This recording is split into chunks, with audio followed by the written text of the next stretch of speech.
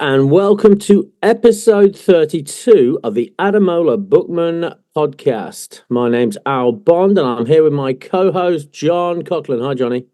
Hi, Al. How are you doing? Very well, thanks. And this week we're doing the greatest comeback, the Béla Guttman story. Yeah, from Genocide to Football Glory by David Bolchover.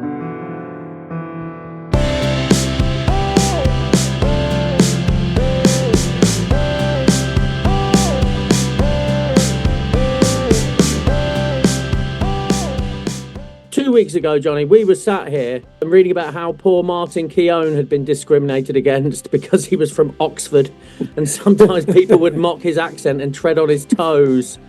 Yeah, it puts that in perspective, doesn't it? A little bit, doesn't it? Yeah. Yeah, so this is not only a football biography, it's actually a treatise on anti-Semitism in Europe in the 20th century, basically, isn't it? Yeah, this is what Bolchover does is he uses Guttman's travels, and Guttman went everywhere, to talk about how Jews were treated in different parts of Europe and South America. And my God, it's heavy stuff, isn't it? Yeah, it is. And this isn't a political podcast, Johnny, and I don't want it to be a political podcast because that's the whole point. But it really puts a lot of this in perspective. Hey, look at all these people.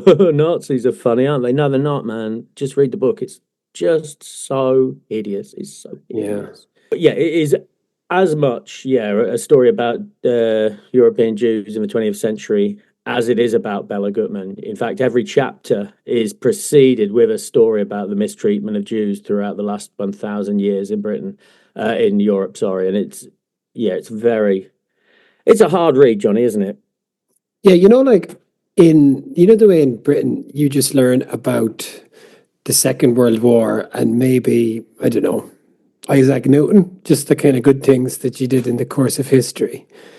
The Irish history books are very much about, how we had such a tough time, from you guys, which I guess you don't learn about. But in terms of the Jewish story, what do you learn in school? The Bible stuff, obviously. We would have done the Dreyfus Affair and the Second World War, which is obviously the nadir of this entire Jewish story in Europe. But my God, there's so many parts that I guess are just totally, not covered or totally whitewashed. Well, that's it, brother. I mean, you say it's from nadir, but basically it's just a continuation, isn't it? I must confess I knew nothing about the White Revolution in 1919 in Hungary. I didn't know anything about that. Yeah, but even going back to when he went, so what Bolchover does is just say Guttman goes to Argentina or to Brazil. The first part of the book will be about the history of the treatment of Jewish people, or a particular incident in and around the time Guttman was there, or a historical incident in that country. And the stuff in Portugal, crikey, man.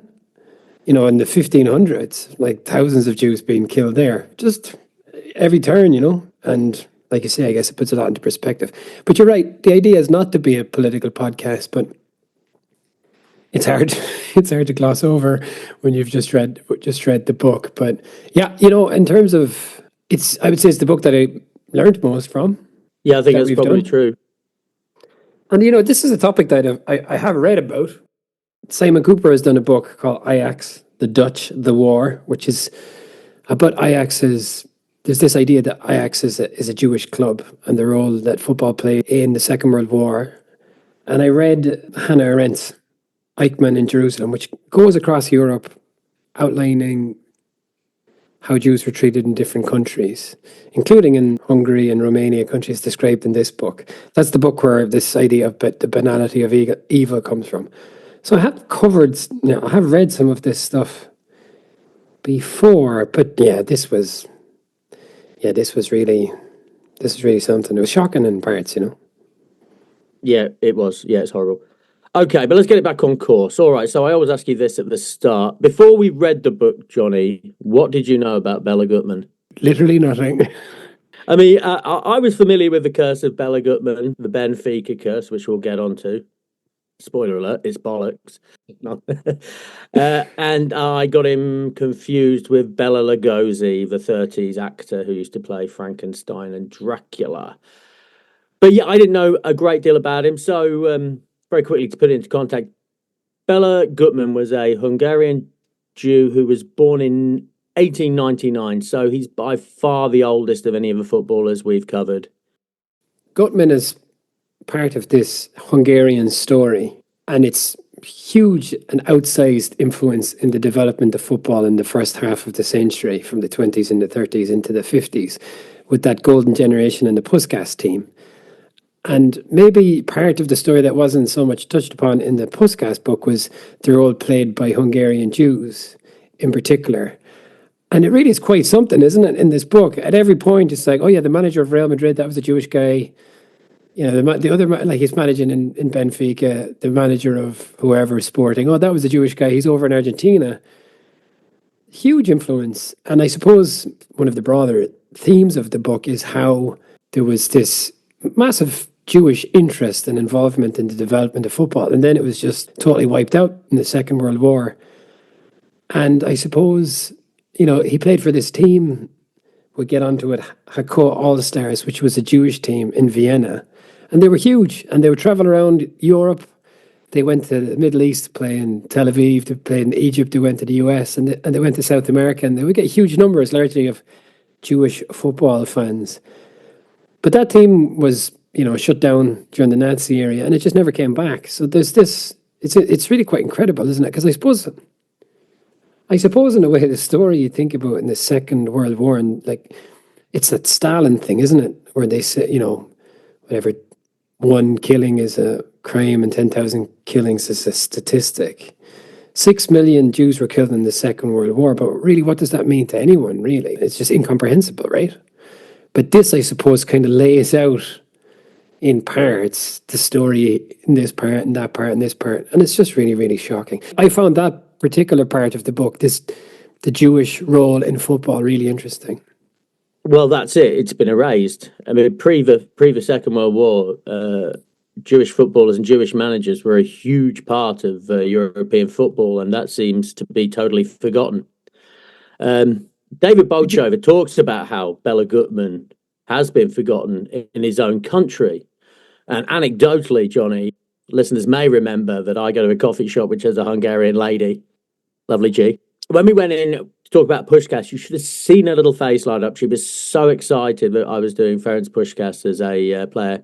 I brought this in and said, I'm doing another Hungarian player, Béla Guttman. She'd never heard of him. Never heard of him.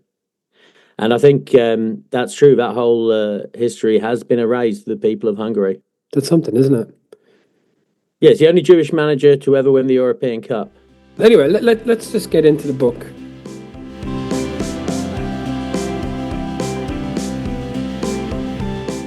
Yeah, this is not a funny book. Fortunately, I've managed to highlight some funny moments. Yeah, there was a massive gear change right at the start of the book. He's talking about the horrors of the Holocaust and the horrors of the Jewish oppression. And then he cites, the person he cites is Ian Dowie. Ian Dowie, who coined the phrase bounce backability. And honestly, it took my breath away. I was reading about this and I was like, yeah, all of a sudden there's fucking Ian Dowie's ugly mug on the page. It's like, bloody hell. But yeah, the author describes him as having the most bounce back ability of any footballer or managers ever. And yep, coming back from a Holocaust, yeah, that is bounce back ability, isn't it? That's not coming back from a late defeat, is it? No. Yeah, there's a couple of funny people cited. Another time, and certainly this will be amusing to Forest fans such as myself, Gary Birtles' name pops up. Fuck off, Birtles. What are you doing here? Believe you me, Birtles has no place in a book like this. Let's talk about Guttman then. So, as you say, he was born in 1899. He's from Hungary. Like the backdrop, just murder, pogroms is just constant backdrop to this book. Starting with the White Terror, which you referred to there, which is an anti-Semitic pogrom following the collapse of a short-lived communist government in Hungary after the First World War. So that's the kind of milieu, the setting for the book. He's the son of two dancers, and this is something he seems to set up a dancing school wherever he goes, all over the world. dancing is a big part. Although it would be true to say you never really learn a great deal about Béla Guttman's character, do you? We've had this in a few of the kind of more historic books, I think. But it's hard for the author to make the person come alive, I think, just because it's so long ago and there's probably such a little record. In case of Guttman, there's probably very little record, you know. But yeah, I felt the same. We kind of have a fairly broad outline of his character. Yeah, and then you have to sort of judge him by his actions. And there's genuinely some breathtaking moments towards the end of the book. Like, it's like, oh, I see. You're that kind of guy. Yeah, he is a very, very interesting character whom it is very, very difficult to know because, as you say, there's no recorded images of him talking, are there? I don't think there's any records of him speaking whatsoever. It's just pictures and the occasional quote here and there and a few quotes from colleagues. And what's more, I mean, so many of his colleagues pre-war were killed in the Holocaust. So there's very little to go on here. His own experiences in the Holocaust were shrouded in mystery, and it's not something he spoke about publicly. And I think that the author must have done a lot of research for this book. Because, yeah, he's kind of chasing a bit of a ghost, isn't he? Well, he is. I mean, if you read up about Béla Guttman beyond this book, the number one point of reference is this book. There's not much else to read about him. There's apparently he did an autobiography back in the 50s, 60s, but there's no trace of that at all. Jonathan Wilson is quoted quite a bit in this, both because he's written about Hungarian football and he's written, obviously, the inverting the pyramid. But in that one about the Hungarian football, the preface, he's trying to find this fella, the grave of this guy, Isidor Herschel. And this guy shows up in this book. But he was another Jewish Hungarian coach who went to South America. And I guess Wilson starts the book with him because he sees him as really being so significant in starting this kind of tactical revolution in South America, if you want. But he's in this book as well. He's the guy, Al, in the book who got a job with Hakoah All-Stars when they were touring South America as a masseuse and somehow parlayed that into becoming the manager of River Plate. Like he was a crook, essentially. Yeah, absolute con man. Yeah, that's it. But yeah, it was a sponge, right? Totally absorbed everything that was put in front of him and then used it well. You mentioned he's from Hungary, and himself and his brother were dance teachers as well as footballers. But he played most of his playing career for these Jewish teams. MTK was I think the name of it was the Jewish Exercise Activists Club. Strong name. Yeah, which was a team in Budapest. And he left that eventually for Hakoah Vienna, which became Hakoah All-Stars. And these are Jewish teams with predominantly Jewish players. So most of his friends and teammates, as you say, died in the Holocaust because he played in these overwhelmingly Jewish teams. The founder of Hakoah, this guy called Fritz Lohner Beda, was kicked to death in Auschwitz, like a week after his two daughters had been gassed in Minsk, in Belarus. And this is the thing, you know, football is kind of almost a backdrop, really, in the book, isn't it? Or it's kind of a device. It's kind of a device that he uses it's quite clever. He uses it as a device to tell a much bigger and deeper story. Yeah, he absolutely does. As I say, it's only half really about Béla Guttman, this book. Yeah, so he goes on to play for this, Hakoah All-Stars, who go on to be known as Hakoah Vienna. The other way around. Is that right? This Bolchover says is one of the most significant football teams in the history of all football, and now really there's almost no trace of them. And I cannot stress this Hakoah All-Stars team. This was not a team that was ashamed of their identity. They wore a white and blue shirt with a massive great Star of David on the front. I mean, It's a beautiful looking kid, isn't it? There's a picture that one of the earliest pictures is of Béla Guttman in 1925 wearing that Hakoah kit. And you know, Johnny, that I'm going to say he looks like he's 60 years old in this picture. It's absolutely wild. He was born at the age of 40. Yeah. But yeah, there's a picture of him. But in this magnificent kit, he's got this funny little hat on as well. He looks fabulous, but he looks super, super old. But yeah, you can only imagine the kind of antipathy this team, this unapologetically Jewish team, must have conjured up amongst the anti-Semites in these countries of the time. He also went to play in the US. So Guttman, they went on a tour, and Guttman essentially just stayed in America and played for a New York Hakoah. Another big surprise was football was very popular in America in the 1920s. Yeah. It's incredible. They say when Hakoah All-Stars played, Rothschild was there, weeping in the crowd. Mm. Yeah, it was an incredible thing. Apparently football was huge in America in the 1920s. He played for a team called Brooklyn Wanderers, which I have opinions on. And then he went on to play for a team called the New York Giants. Oh, come on, sports. There's so many names out there. There's so many names you can pick. As a businessman, he had taken on business interests in New York in the 20s, and inevitably he lost it all in the great crash of 1929. He returned then to the US. He returned to Europe as like many Jews were trying to leave. He got essentially a US green card residence permit, so he could have stayed.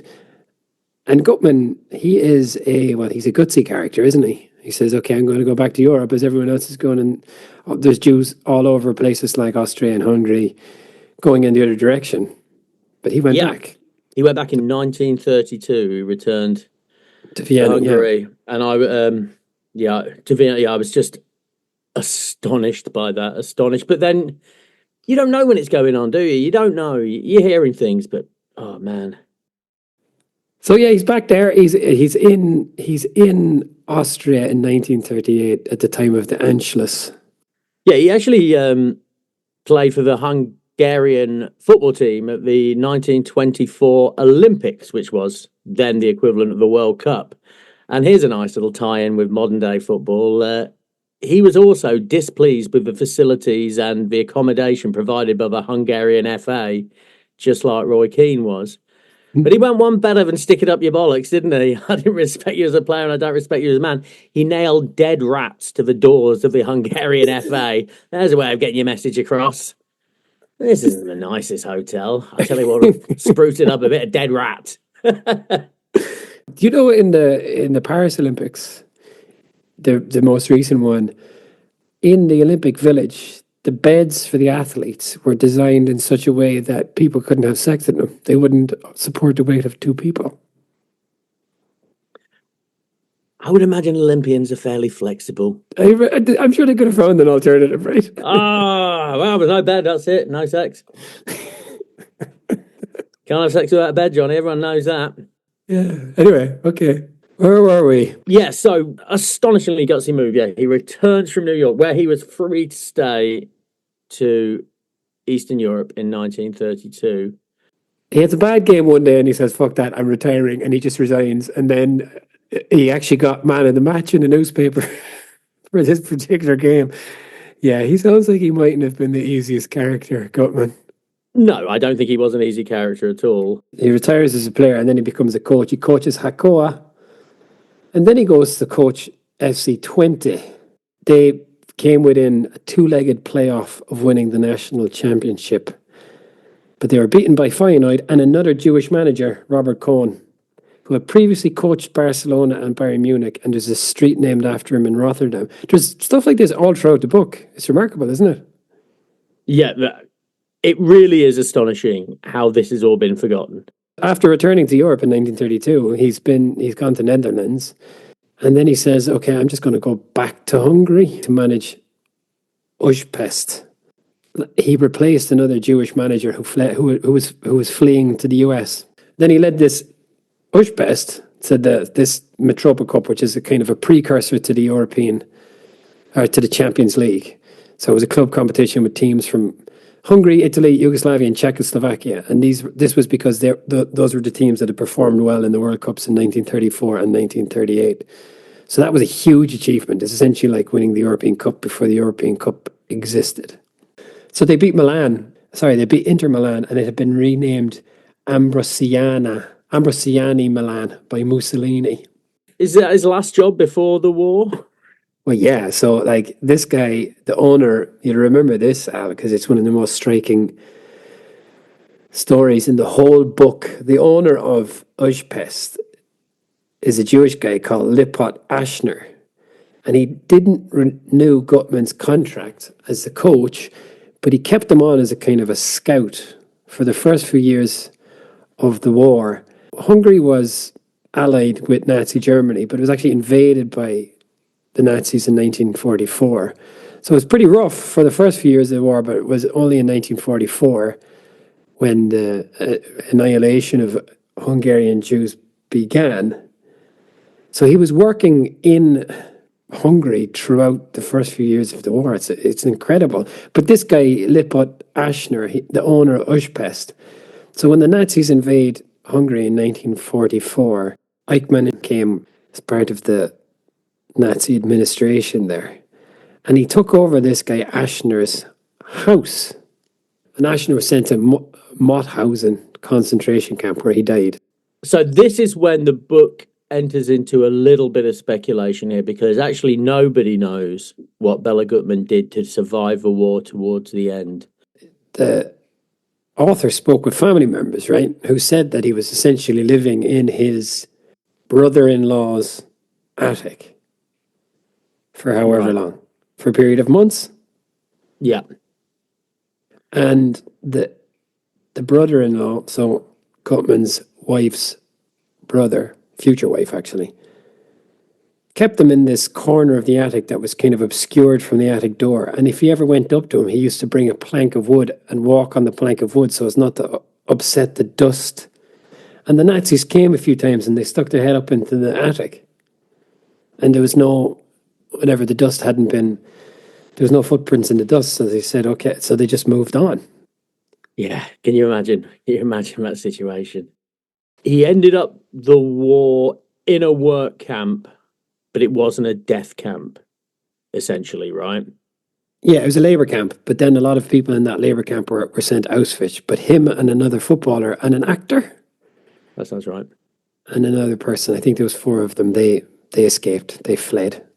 Yeah, and as I say, this is speculation on the part of Bolchover. This is the best information we have, although none of it's absolutely, definitely 100%. As I mentioned before, in the 60s, he did release an autobiography, and it says there's over 80,000 words in this book, and how he survived the Second World War is summed up in 80 words, which is incredible, because why wouldn't he write about that? Why wouldn't he want to tell that story? But Bolchover does try and explain it, that, we're looking at this from the perspective of, what is it now, 80 years later.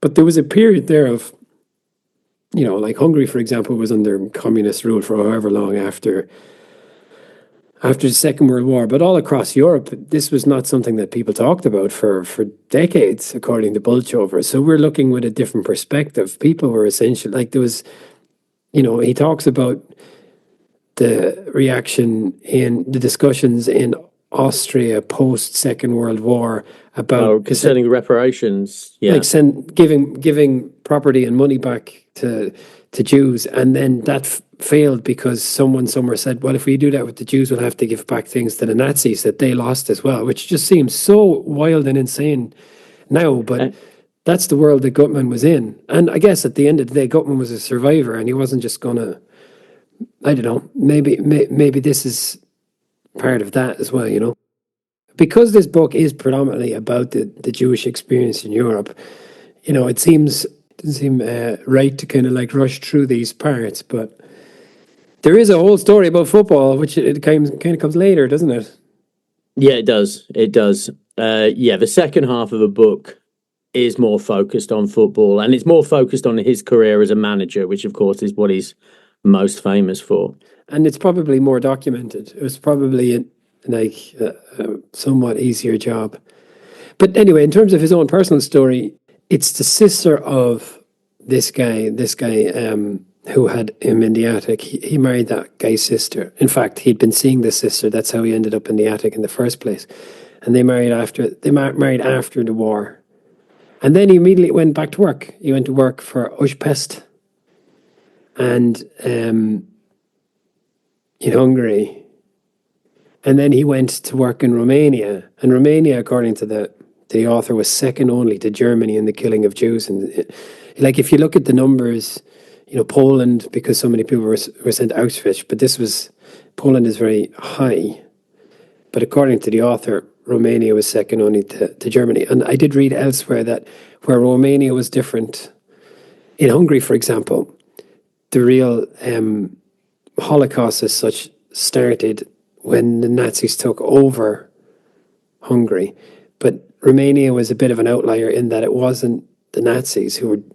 What happened in most countries was the Nazis worked through existing administrations, and that's how they killed Jews.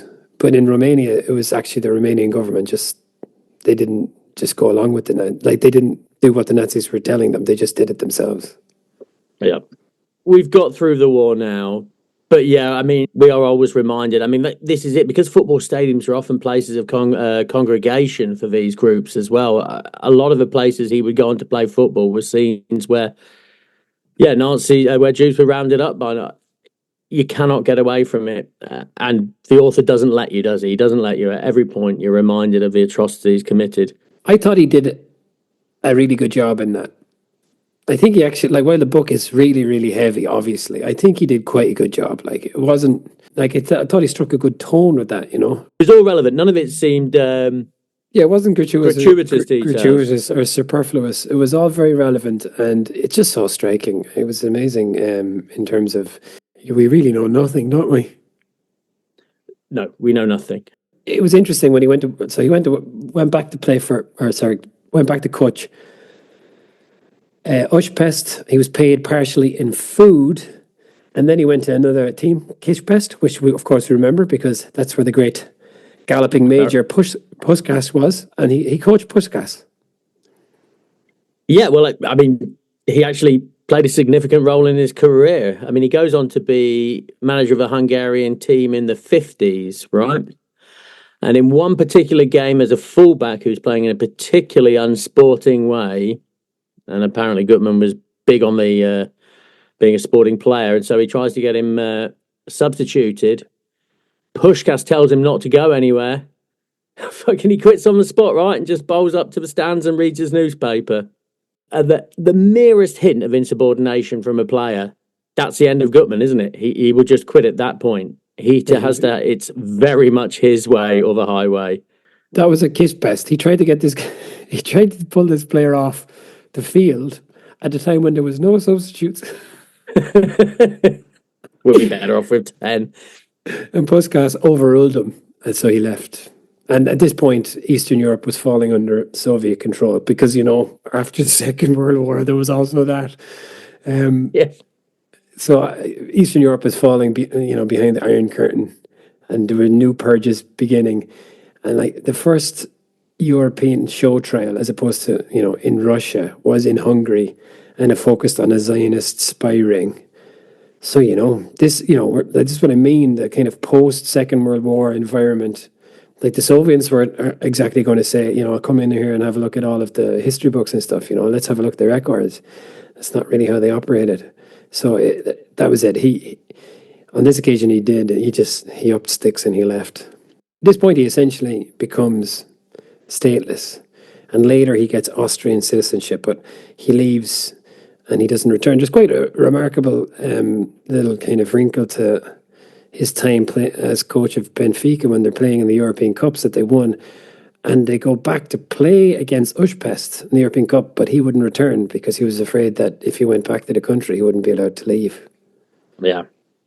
But anyway, one of his old buddies, another Jewish Hungarian coach, Erno Egri, who had been in a labour camp, and he's one of the guys that escaped with Guttman. he had been a famous coach before the war, and he'd coached in Italy, and he'd gone back. So Guttman moved to Italy in 1949. So 50 Hungarian coaches had worked in Italy in the years between the two wars, a lot of whom were Jewish. One guy, Arpad Weiss, won the league with Inter in 1930, a Hungarian Jew, and was later killed in Auschwitz after his wife, 12-year-old son, and 8-year-old daughter had been killed as well. Like I say, this stuff is all throughout the book. This is not a fun book, but it does a brilliant job at not just kind of telling you about this Jewish history, but it also just, memorializes these people who did amazing things and met such grisly, horrible ends, Well, as the author says, there was 4 or 5 characters in this book who would justify their very own books for so many interesting stories, so many stories of daring do and bravery for not just themselves but their compatriots. Okay, well, I know we're getting towards the football stuff, but so he moves to Italy, to Vienna. He was in Vienna, where the Jewish population had gone from 185,000 before the war to 9,000 after the war. And then he goes to Padua, which is near Venice. So in Padua, 85 Jews had been dragged to their deaths on cobbled streets 5 years before Guttman got there. So yeah, everywhere he went, I guess there was this legacy and this history. Yeah, so he went through this kind of series of small teams. They would start really well, go up to second or third in the league, and then they kind of run out of steam. What they used to say about, was it Pochettino's teams they used to always say that about? Well, I think a good one now is Postecoglou, right? Well, this has not been mentioned. He trained twice a day when the conventional wisdom was only once, and he was huge on diet and nutrition as well, in a way that no other coaches were and would be for another 50 years, frankly. So in that sense, he was really ahead of his time, but obviously that got some of the players offside as well. And so his teams would burn out. They'd get knackered towards the end of the season and drop off, which I guess is, similar to what people accuse Postecoglou of at the moment, just overtraining. He was also accused of bringing in a terrible goalkeeper when he was at Padua, so he could get a nice little kickback for himself. But he says that was just a kind of a pretext to get him fired.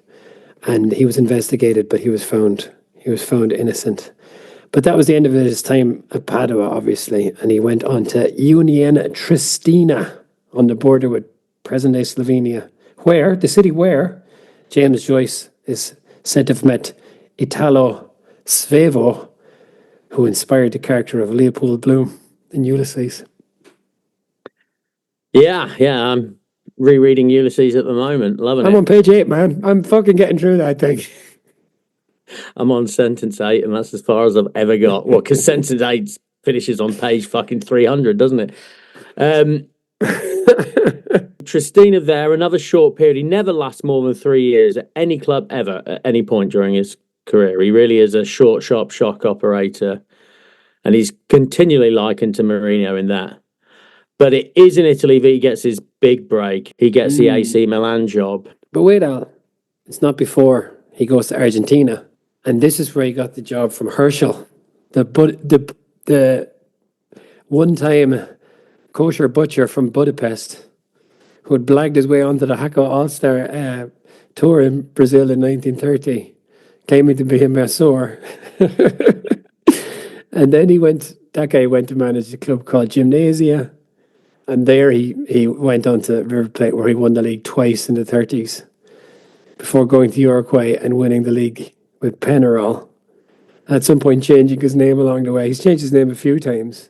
He encourages Guttman to come over because there's a team called San Lorenzo, because Herschel was managing the San Lorenzo.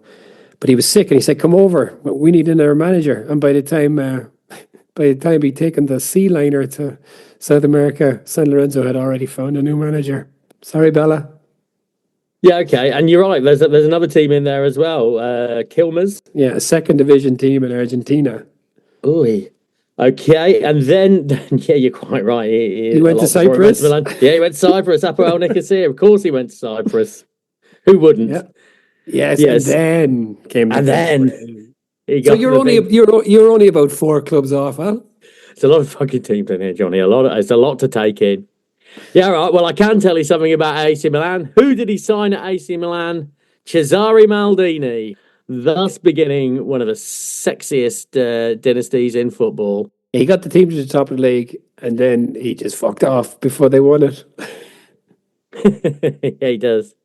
Well, what happened was he ended up his friend was Sessler, who was the manager of Sampdoria, another Jewish friend, and they were in Genoa, I think, because Milan were playing Sampdoria, and they went out for a night out. The two managers and their wives, and the two men got into a fist fight, and then one of the wives, he didn't say which one, tried to bottle someone or threw a bottle, and then yeah, he ended up kind of getting bundled out of Milan. But he thinks that this guy Sessler, who was kind of a powerful coach, conspired to get rid of Guttman out of Milan. But Milan did win the league with his team essentially. Something else happened in 1955 in Milan, and Béla Guttman killed a man, a 17-year-old bicyclist, in a car, and then fled. Yeah. And this is the one part of the book where I was going, because I believe the author really does try to defend him a bit, going, oh, well, after, and maybe it's true, but after like the self-preservation through the Second World War and the horrors, that would have been his instinct to try and survive. I don't know. It was a strange one. Yeah, so what happened was he was driving his friend's car and he crashed into two fellas who were on the side of the road, two students, killing this 17-year-old Giuliano Brene. But the story is quite remarkable, isn't it? Because the guy who owned the car and who was in the passenger seat was a guy called Dezo Solti, another Hungarian Jew. And this guy had been in Auschwitz and had been a personal assistant of sort, or kind of a runner of Joseph Mengele. 49 members of this guy's family were killed in Auschwitz, although he managed to save one of his nieces. But this is not what made, like this guy is famous because in the 70s, he was involved in a huge bribery scandal where he was a kind of a go-between who was bribing referees on behalf of the biggest clubs in Italy. So this is the guy who owned the car and was in the car. And not only that, so the two of them fled and they both went in different directions. Solti was caught up. They caught up with him in somewhere like Switzerland, right? He was arrested and he was brought back to Italy. Yeah. And he said it was him. I was the one driving the car. And they were both charged with manslaughter. At this time, Guttman was the coach of Vicenza. By the time they were charged was in 1955, but by the time the trial came around was 1957. At this time, Guttman was in South America. See you later, Italy. He was gone. The wheels turned very slowly. They said they couldn't find this Dezo Solti, although he was a very famous man existing in Italy at that time with a very famous company. But eventually, he is found guilty of manslaughter, charged with 6 months in prison, but managed to get out of it by paying half a year's salary to the victims' families. Yeah. And the author does say that they probably bribed the judge. Solti is a professional briber at the end of the day. It's best in the business. Yeah. Yeah, that's an astonishing. I mean, he is an astonishing character, right? I mean, literally assistant to history's greatest monster. These guys obviously led tragic lives, but they lived crazy lives as well, didn't they?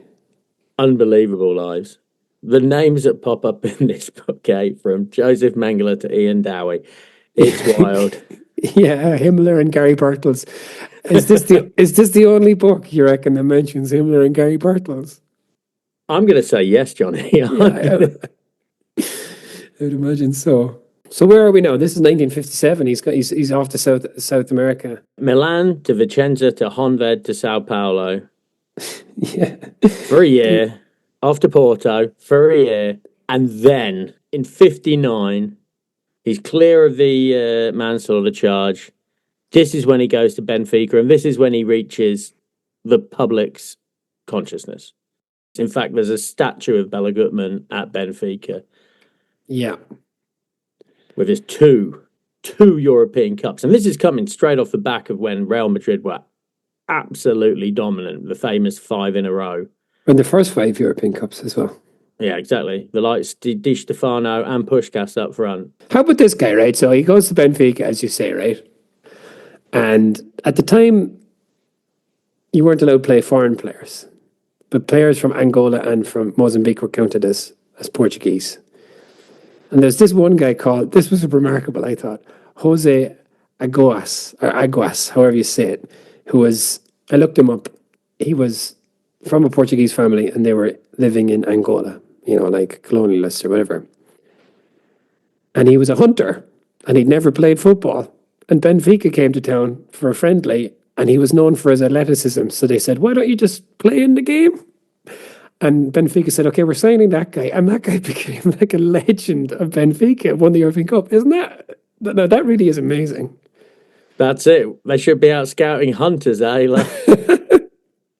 It made sense in the book. When I read it, it's like, oh yeah, I pictured him in my head, little lithe hunter, like hunting down those squirrels or something, fast and nippy. He'd be good at football, wouldn't he? Yeah, so he gets this Aguas guy who is an absolute revelation, and there's the small matter of a little lad called Eusebio as well. That was nice. So Eusebio's from Mozambique, and he was picked up by Benfica, even though he was playing for a team that was a Sporting Lisbon feeder club. Ouch. Yeah, I mean, Guttman was instrumental in that. Yeah, so Sporting must have been absolutely furious. My parents are gone to a little town in Portugal this very day called Lagos.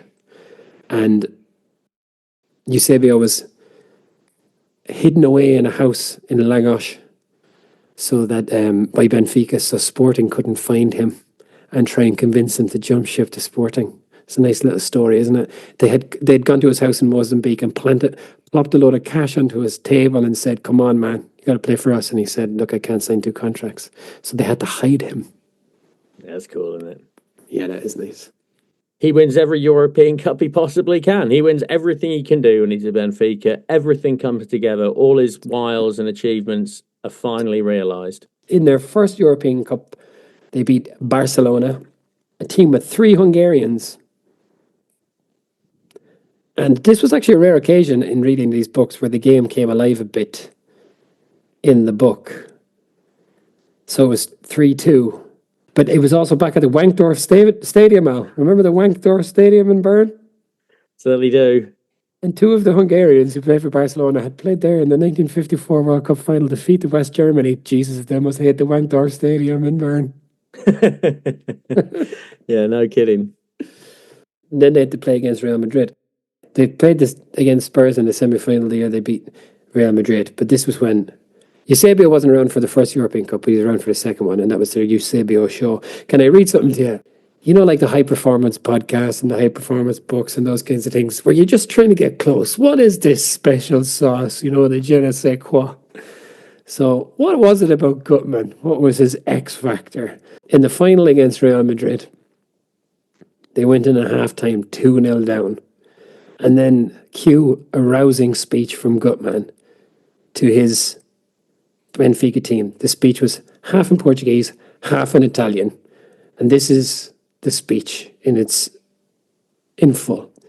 Mister, sit down. Mister, sit down. Real Madrid tired. Real Madrid tired. Real Madrid old. Old. Old. They cannot win. Real Madrid cannot run. Di Stefano dead. That was the speech, and the guy who recounted it, this player, Antonio Samoas. That moment really struck us. Yeah. What? I guess it's how you tell him, eh? Yeah. Any translation of anything he ever says is so hideous. The translators are so difficult to read. It's so weird. All of the translation, they're very strange. So we're up to 1962 now, is it? It's like 61, 62, and 62, 63. Is that when they won the European Cups? Yeah, 62. But if you think you can get away from the Second World War, Al, the ref in that final against Real Madrid, which they won 5-3, by the way. Eusebio scored 2 goals in the second half. There was a ref, he was a Jewish ref called Leo Horn, a hero of the Dutch resistance who was hiding Jews in the Netherlands during the war. And he was going under the fake name Dr. Van Dongen. In 1945, this man held up a German munitions wagon, leaving 10 soldiers gagged and bound and just fucked off. And I was reading this elsewhere. He dressed in a white coat, wearing a stethoscope, and smuggled a key resistance fighter into a hospital to hide him from the Gestapo. Like, that is pretty fucking amazing stuff, isn't it? Yeah, it's great. Do you think after this, so, you know, he's won the European Cup 2 years on the bounce. He wants more money, and this is a constant throughout his career. The author says that managers weren't really getting paid enough, but he was always looking for more money. So he said to Benfica he wanted more money, and they weren't really willing to pay because I guess they didn't think he'd leave. But leave he did, and two teams came in for them. Who were they, Al? They both began with P. Penarol and Port Vale. Port Vale, yeah. Third division, Port Vale. There's some chutzpah, eh? Why not? Have a go, Port Vale. Yeah. Yeah, he never really got it back then, did he? No, the only success he had in South America was with Sao Paulo, where he won the Campeonato Paulista, the regional championship. Yeah, like the kind of rest of Guttman's career is he goes to places, he flames out. He becomes the Austrian national coach and he accuses them of being racist and anti-Semitic.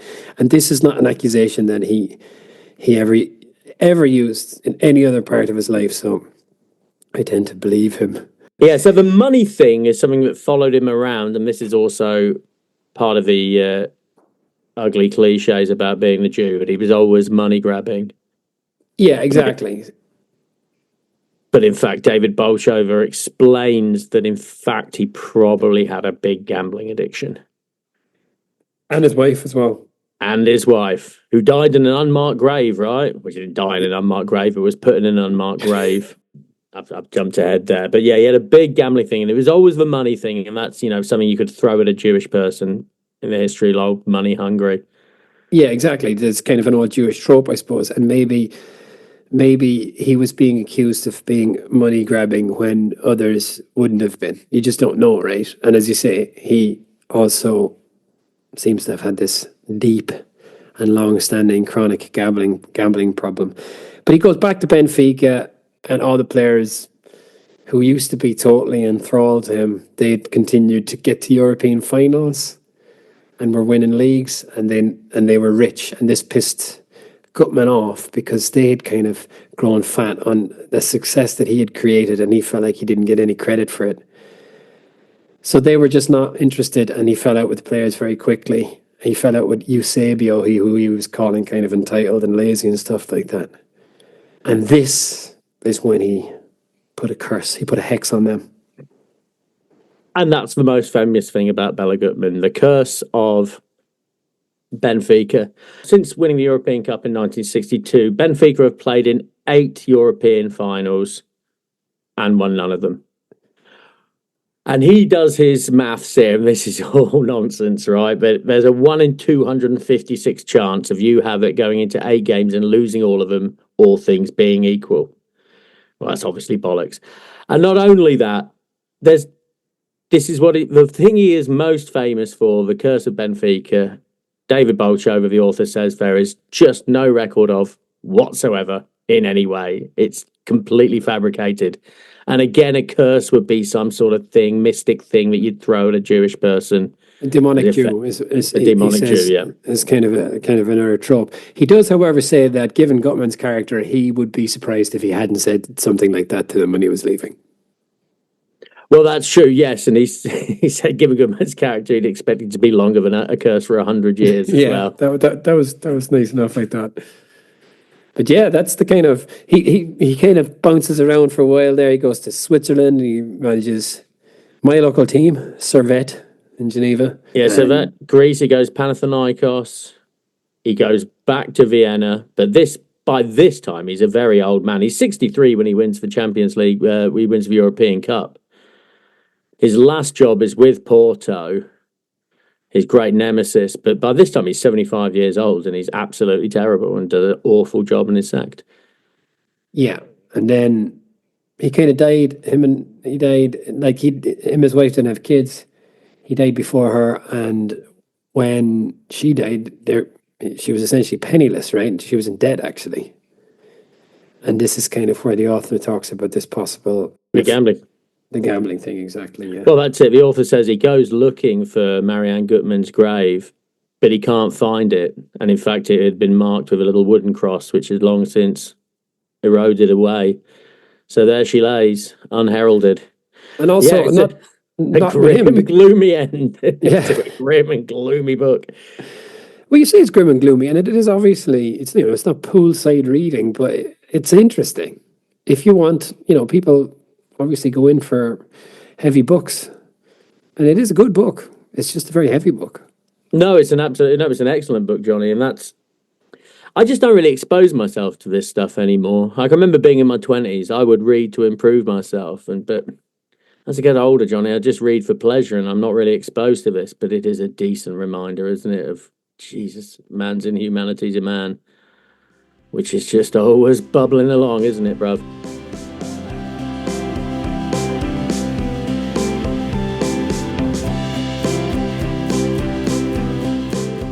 Yeah, so what do you think he was like, Johnny? I mean, do you think he was a good guy? Well, I assume he was an egomaniac. And kind of a visionary egomaniac, and maybe it's hard to be one without being the other. He's obviously prickly, he's obviously difficult and combustible and getting into fights and falling out with people all of the time. Like that guy that he had the fight with in the bar in Genoa was one of the guys who kind of helped getting jobs in Italy in the first place, and they're just out for dinner and he ends up have you ever been out for dinner with a friend and ended up for dinner now? Just like you and your wife and your friend and his wife and just ended up in a fist fight with them? Doesn't happen to most people, I think. I can remember when my friend Julian said Nirvana were commercial. I think I pushed him. But he deserved it. On a night out. Yeah, I mean, that's it. He was intensely charismatic, right? And he made connections wherever he went. That's what gave him the opportunity to move to South America because of all the people he met when he went on these tours. So the man was obviously bursting with charisma. And as you say, a football visionary. But it's difficult to know his character. He does seem, as you say, very prickly.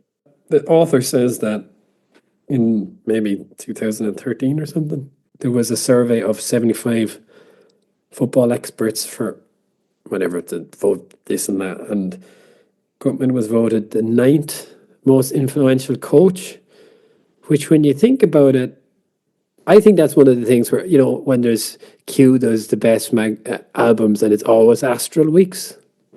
Yeah. Like I love Astral Weeks myself, but it's just one of those things that you say if you want to sound cool. Like a lot of those guys were talking shit when they say Gutman is the best, like to get him up to 9th, because nobody knows a fucking thing about him. No, nobody does know a thing. And the thing that everyone thinks they know about him turned out to be rubbish. Yeah, so, like even then, so his name, yeah, maybe he's the kind of hipster choice now for who's the most influential coach. Well, I would have to say Béla Guttman, hipster's choice maybe. Yeah, I think it is a hipster's choice. But equally, as they say, the 1958 Brazil manager, I credited him with revolutioning the game. No, I'm not questioning that he was brilliant at what he did. I'm just saying that people are full of shit saying that they remember anything about it because there's no way anyone does. No, who did he ask? Scott Parker, who's the most influential? I've got to say, Béla Guttman. It was, quite a book. It's so different than any of the other books that we've done, obviously. Yeah, this is a difficult one because, again, it wasn't a joy to read, but as you say, I've learned more about this and been depressed more than any book since Milner's. Yeah, so I'm going to give that 4 Béla Guttman's Curses out of 5, Johnny. It's an excellent book. Yeah, I think it's an excellent book, and it depends on what people are looking for. And I guess most people, maybe some people who listen to a football book podcast, this is not what they're looking for. But I thought it was excellent, and I thought it was really interesting in a very, very depressing way. It was well written. It was, such a vast kind of sweep to this book. It covers so many things, really. Like it covered an incredible life. As you say, Guttman himself is not, we don't learn all that much about him as an individual, but then we do learn an incredible amount about the Jewish experience in Europe. And by God, is it a bad experience? So I would say 3.5 or 4. I'll give it 4 Béla Guttman curses out of 5. Yeah, it's a serious book about a very serious topic. Yeah, and it's not as easy to have fun with this one, but as you say, this is the book I've learned most from. In keeping with the seriousness, next is who? Yeah. In a change of pace, the next book we're doing is In Search of Duncan Ferguson by Jan Patullo. This should be a slightly easier read. I suspect it might be a bit different. Well, there will be a bit of sectarianism in there, I suppose, Yeah, it'll be a fun read unless you're a burglar who broke into Duncan Ferguson's house. Not so fun then. Thank you very much, Al. Next week, we will have our next Ademola Buckman injury time, in which we are selecting a prison 5-a-side. Yes, the whole 5 yards. Yeah, very nicely done. Oh, thank you very much. And we'll be back in 2 weeks with In Search of Duncan Ferguson. Yeah, a more light-hearted read, one would hope. One would suspect. Thanks very much, Al. Yeah, thank you, Johnny. And we'll see you all next week.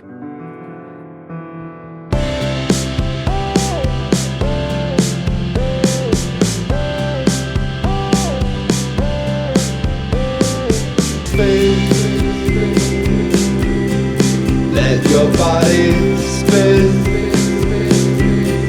like there is nothing in life but dancing. I can't keep my hands off you, as if this look like glue.